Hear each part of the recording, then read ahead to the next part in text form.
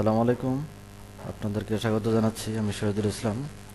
ওয়ার্ডপ্রেসের custom login form কিভাবে ব্যবহার করবেন সেই টিউটোরিয়ালে আমি আপনাদেরকে কাস্টম ফর্ম কিভাবে কাস্টমাইজ করতে হয় সেটা দেখাবো না। আমি একটা কাস্টম ফর্ম কাস্টমাইজ করেছি, সেই কোডটা কিভাবে ব্যবহার করবেন আমি আপনাদেরকে সেটা দেখাবো। আমরা যদি কোনো ওয়ার্ডপ্রেসের ডেভেলপি অ্যাডমিনে লগইন করতে চাই তাহলে একটা ডিফল্ট একটা ফর্ম আসে, সেটা দেখি। এটা নেট আমি করেছি।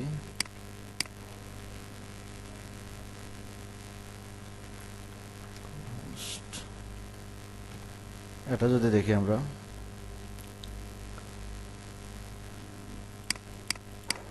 ডব্লিউপি অ্যাডমিন,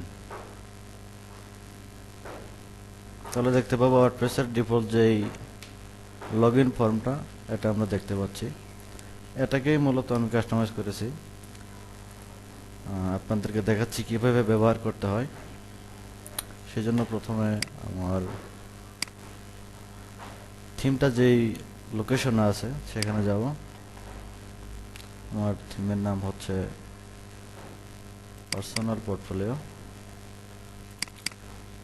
একটা থিম লোকেশনে যেতে হবে এখানে, এবং আমার কাস্টমাইজ করা যে কোডটা আছে সেটাও বের করি।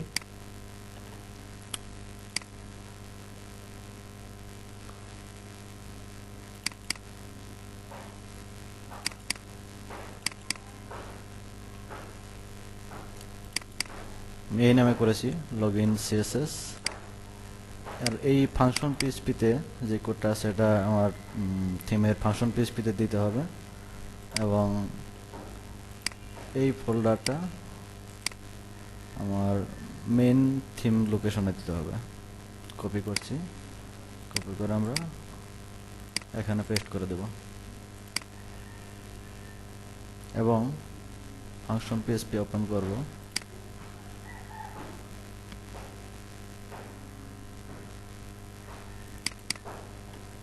ফাংশন পিএইচপি ওপেন করে এই কোডটুকু আমার ফাংশন পিএইচপিতে যে কোনো লোকেশনে দিয়ে দেব। আমি নিচেই দেই।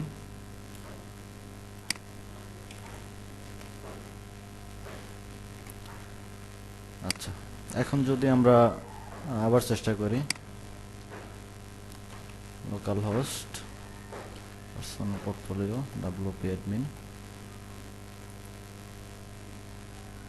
দেখতে পাচ্ছি আমরা আমাদের যে কাস্টমাইজ করা আমাদের যে লগইন ফর্ম সেটা চলে এসেছে। আপনারা এখানে আপনাদের লোগো ইচ্ছা মতো চেঞ্জ করতে পারবেন। আপনাদের যে লোগো ইচ্ছা সেটা এখানে দেবেন। আর এগুলো কাস্টমাইজ করা আছে, আপনারা ইচ্ছা করলে নিজেরাও কাস্টমাইজ করতে পারবেন সিএসএস দিয়ে। এখানে শুধু লগইন ফর্ম নাই, এখানে যদি আমি ভুল পাসওয়ার্ড দেই তারপরে যেই ফর্মটা আসবে এটাও কাস্টমাইজ করা হয়েছে, এই লেখাগুলো। এবং রেজিস্টারের জন্য যে ফর্মটা আসে, এই থিমে রেজিস্ট্রেশন অ্যালাউ না, সেজন্য এখানে বাটন নাই।